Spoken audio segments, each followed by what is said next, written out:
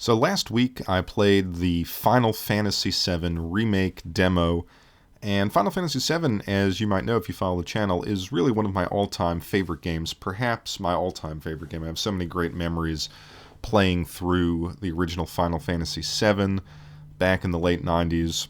And as I was playing the demo, I started to think, what made Final Fantasy VII, the original, a great game? Because it was such a defining experience for the genre of RPGs, for the PlayStation as a system, and certainly for me as a player and a lot of other players. So I started to think about it, and I wanted to kind of highlight 6 things that made the original Final Fantasy VII great, and then ask the question, can the remake recapture some of these elements? So I think first and foremost, what made Final Fantasy VII great, what made it different, what made it stand out in its time, is the more mature theme.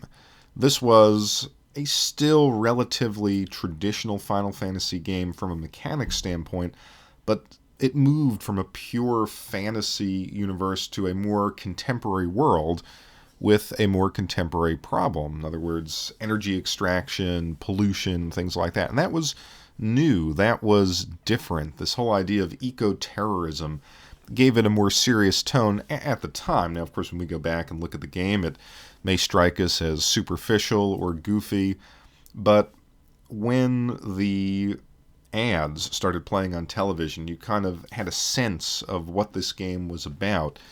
It seemed different. It seemed like it wasn't just an RPG for kids, and it was pushing the genre in an exciting new direction.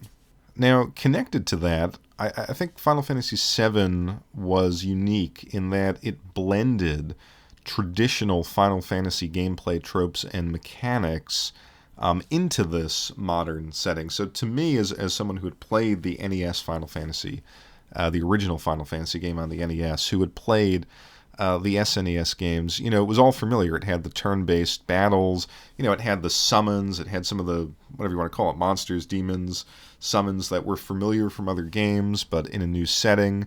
But it took all of that, that material that made Final Fantasy great, and it put it in this dystopian future. So, again, every Final Fantasy story is different, but this kind of had this signaling effect, like, yes, Final Fantasy is evolving, everything that you loved about the game and the series is still there, but we're going to push it in interesting new directions. Now, the third thing that made it great in its time was the cinematics.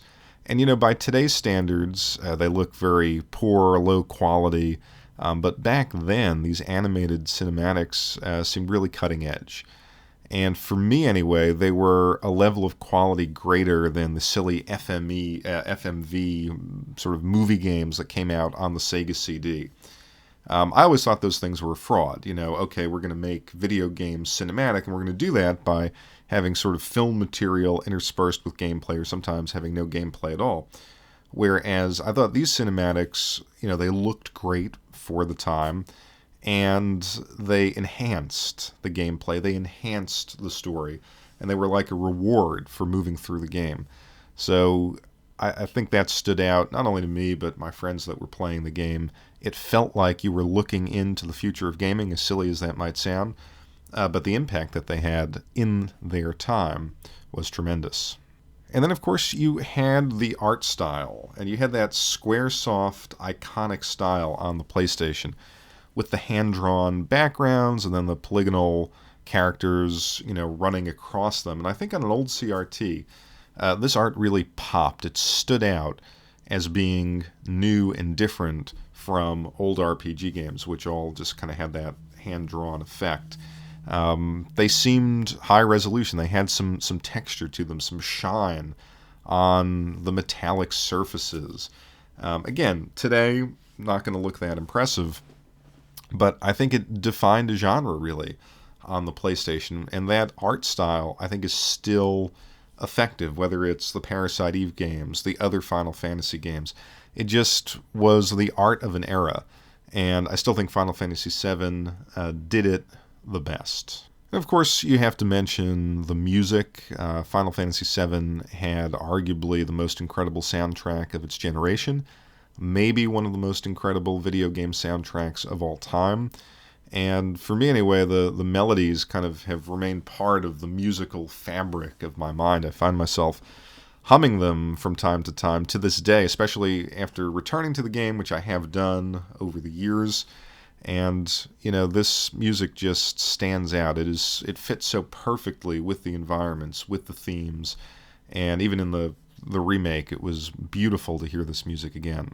And lastly, and I think most importantly, Final Fantasy VII was, as a game, it was a method of creating scale in video games, environmental scale and narrative scale. So what do I mean by that? I think, you had two approaches to scale back in this era. You had Mario 64, kind of 3D platforming with free movement, a camera that you could control, and, you're exploring constrained, but nonetheless large and involving environments that way. And Final Fantasy VII took a different approach. It created a massive world that spanned multiple discs. So it went with, compared to, say, Mario 64 and other Nintendo 64 style 3D platformers, it wasn't doing anything as technologically interesting as that. Again, hand-drawn backgrounds and, relatively simple polygonal characters.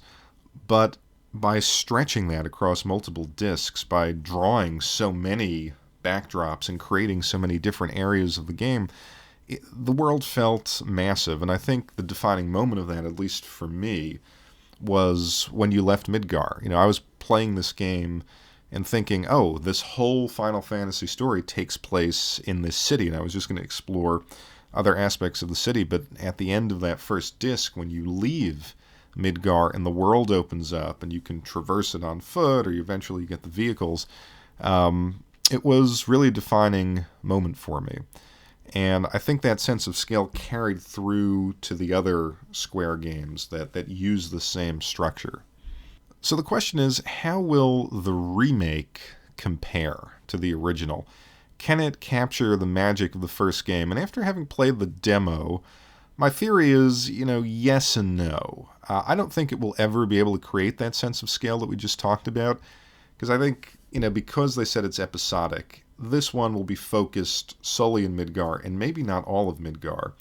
And even here, I'm not sure how well it's going to create a truly living world. Some of the sequences in the demo looked stunning and almost perfect, perfect reimagining of what the original game was.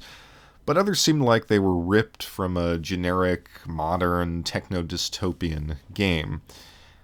The other thing that stood out to me was the real-time battle system is just not what I want personally in a Final Fantasy VII Remake. I just want the traditional turn-based system.